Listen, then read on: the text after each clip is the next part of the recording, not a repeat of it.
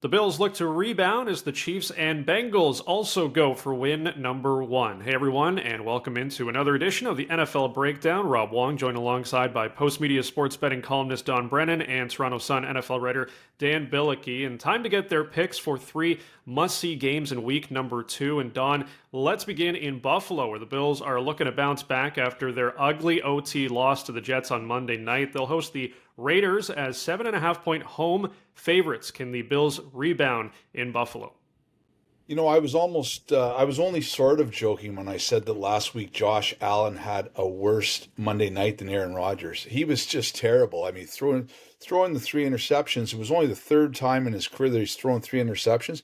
They just couldn't get anything done. I think that Josh Allen is the kind of guy that's going to dig down, and he's playing at home now. He's really going to show that was just a blip in the screen. They're playing a Raiders team that is banged up with the receiving core a little bit. Now I see the Buffalo Bills covering this game. Yeah, I agree with that. I think Allen definitely will not be as bad as he was last week. You know, the Jets' defense is just spectacular. It's one of the best ones in the league, and the Raiders are not even close to that. Plus, you have the Raiders flying east for the early start. That's not a good look for them. All right, Dan. Well, we saw the Bengals get beat up by the Browns in week number one. They'll face another AFC North rival in Baltimore this week. Cincy 3.5-point favorites at home. Who do you like in this one?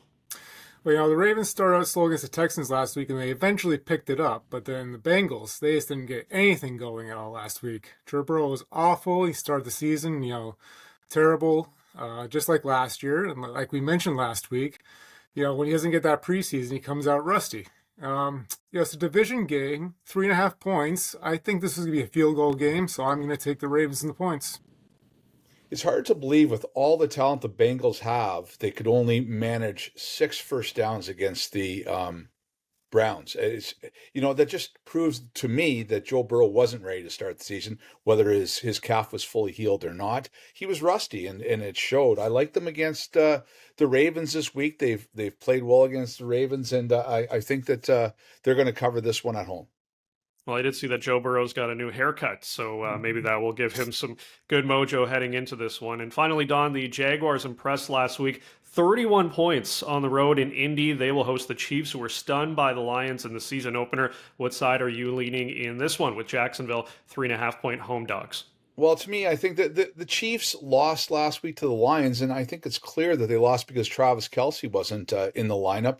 Kadarius Toney dropped the 3 passes. Kelce is on target to play this week. He makes a big difference, obviously, but the Jags have a hard time defending against tight ends, and I can see him being the difference in a high-scoring game. It's Patrick Mahomes' 28th birthday, so I'm not going to be picking against the Kansas City Chiefs on that day.